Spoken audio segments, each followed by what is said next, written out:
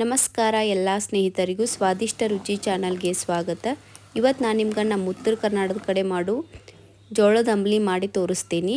ಈ ಜೋಳದ ಅಂಬಲಿ ನಮ್ಮ ದೇಹಕ್ಕೆ ಭಾಳ ಚಲೋ, ಅದ್ರಾಗ ಈ ಬೇಸಿಗೆಗಂತೂ ಭಾಳ ತಂಪು ಅನ್ನಿಸ್ತೈತಿ. ಈ ಜೋಳದ ಅಂಬಲಿ ಮಾಡೋಕ್ಕೆ ಈ ಎಲ್ಲ ಸಾಮಾನು ರೆಡಿ ಮಾಡಿ ಇಟ್ಕೊಂಡೇನಿ.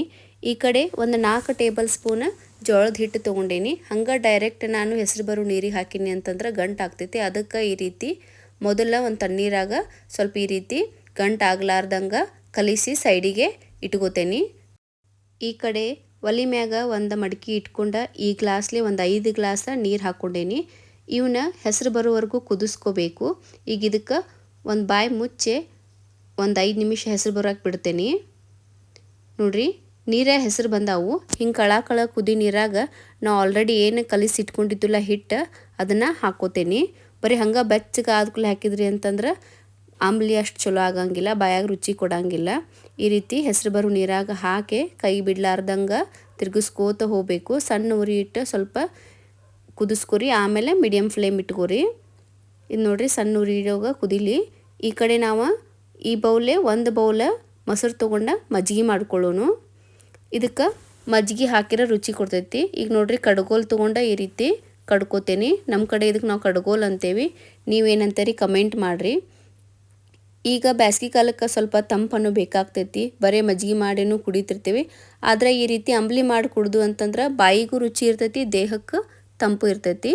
ನೋಡ್ರಿ, ನಾನು ಭಾಳ ತಳ್ಳಗೂ ಅಲ್ಲ ಗಟ್ಟಿಗೂ ಅಲ್ಲ, ಈ ರೀತಿ ಮಜ್ಜಿಗೆ ಮಾಡಿ ಸೈಡಿಗೆ ತೆಗೆದು ಇಟ್ಕೋತೇನೆ. ಈ ಕಡೆ ಒಲೆ ಮ್ಯಾಗ ನೋಡ್ರಿ ಅಂಬಲಿ ಕುದಿಯಾಕತ್ತೈತಿ. ಬರ್ತಾ ಏನು ಬರ್ತೈತಿ, ಸ್ವಲ್ಪ ಉಕ್ಕು ಬಂದಂಗೆ ಆಗ್ತೈತಿ. ಆದರೆ ಅವಾಗ ಬಂದ್ ಮಾಡೋಂಗಿಲ್ರಿ. ಉಕ್ಕು ಬರುವಂಗೆ ಆದ್ಮೇಲೂ ಒಂದು 2-3 ನಿಮಿಷ ಕುದಿಸ್ಬೇಕ್ರಿ, ಅಂದ್ರೆ ಚಂದಾಗ ಕುದ್ದು ಬರ್ತೈತಿ. ನಮ್ಮ ಕಡೆ ಜೋಳದ ಅಂಬಲಿ ರಾಗಿ ಅಂಬಲಿ ಎರಡನ್ನೂ ಮಾಡ್ತೇವೆ. ದಕ್ಷಿಣ ಕನ್ನಡ ಕಡೆ ರಾಗಿ ಅಂಬಲಿ ಜಾಸ್ತಿ ಮಾಡ್ತಾರು, ಜೋಳದ ಅಂಬಲಿ ಮಾಡೋದು ಸ್ವಲ್ಪ ಕಡಿಮೆ. ಈ ರೀತಿ ಜೋಳದ ಅಂಬಲಿ ಟ್ರೈ ಮಾಡಿ ನೋಡ್ರಿ, ಚಲೋ ಅನ್ನಿಸ್ತೈತಿ. ನೋಡ್ರಿ, ಇದು ಕುದ್ದೈತಿ. ಈಗ ರುಚಿಗೆ ತಕ್ಕಷ್ಟು ಉಪ್ಪು ಹಾಕಿದ ಮೇಲೂ ಇದನ್ನೇನು ಮಾಡಬೇಕು, 1 ನಿಮಿಷ ಚಂದಾಗ ಉಪ್ಪು ಕುಡ್ಕೊಳ್ಳುವಂಗೆ ಕುದಿಸ್ಬೇಕು. ನೋಡ್ರಿ, ಇದು ಅಂಬಲಿ ರೆಡಿ ಆಗೈತಿ. ಈಗ ಇದನ್ನು ಸ್ಟವ್ ಆಫ್ ಮಾಡ್ತೇನೆ. ಆಫ್ ಮಾಡಿ ಫುಲ್ ಏನು ಮಾಡಬೇಕು ರೀ, ಕೂಲ್ ಆಗಕ್ಕೆ ಬಿಡಬೇಕು. ಬಿಸಿ ಇದ್ದಾಗ ಮಜ್ಜಿಗೆ ಹಾಕಿದ್ವು ಅಂದ್ರೆ ನೀರು ಹೊಡಿತೈತೆ. ಅದಕ್ಕೆ ಇದನ್ನು ಕಂಪ್ಲೀಟಾಗಿ ಕೂಲ್ ಆಗಕ್ಕೆ ಬಿಡ್ಬೇಕ್ರಿ. ನೋಡ್ರಿ, ಎಲ್ಲ ಆ ರೀತಿ. ಈಗ ಇದಕ್ಕೆ ಮೊದಲೇ ಏನು ಕಡ್ದು ಇಟ್ಕೊಂಡಿಲ್ಲ ಆ ಮಜ್ಜಿಗೆ ಹಾಕೋತೀನಿ. ಮಜ್ಜಿಗೆ ಹಾಕ್ಕೊಂಡು ಇದಕ್ಕೆ ಒಂದು ಸ್ವಲ್ಪ 2 ಗಡ್ಡಿ ಬೆಳ್ಳುಳ್ಳಿ ಸುಲಿದ ಜಜ್ಜಿ ಇಟ್ಕೊಂಡಿನಿ, ಅದನ್ನು ಹಾಕೋತೀನಿ. ಒಂದು ಅರ್ಧ ಟೇಬಲ್ ಸ್ಪೂನ್ ಜೀರಿಗೆ ಪುಡಿ ಹಾಕೋತೀನಿ. ಆಮೇಲೆ ಸ್ವಲ್ಪ ಹೆಚ್ಚಿದ ಕೊತ್ತಂಬರಿ ಹಾಕೋತೀನಿ. ಹಾಕ್ಕೊಂಡು ಸ್ವಲ್ಪ ಕಲಿಸ್ಕೊತೀನಿ. ಇಲ್ಲಿ ನೋಡ್ರಿ, ಬೇಕಂದ್ರೆ ನೀವು ಬೆಳ್ಳುಳ್ಳಿ ಅದು ಸ್ಕಿಪ್ ಮಾಡ್ಬೋದು. ಬರೀ ಜೀರಿಗೆ ಪುಡಿ ಹಾಕಿರಿ ಅಂತಂದ್ರೂ ಮಸ್ತ್ ಟೇಸ್ಟ್ ಕೊಡ್ತೈತಿ. ನೀವು ಈಗ ಅಂಬಲಿ ಕುಡಿಯೋರಿದ್ರಿ ಅಂತಂದ್ರೆ ಒಂದು ಅರ್ಧ ಉಳ್ಳಾಗಡ್ಡಿ ಸಣ್ಣಗೆ ಹೆಚ್ಚೆ ಹಾಕ್ಕೋಬೇಕು.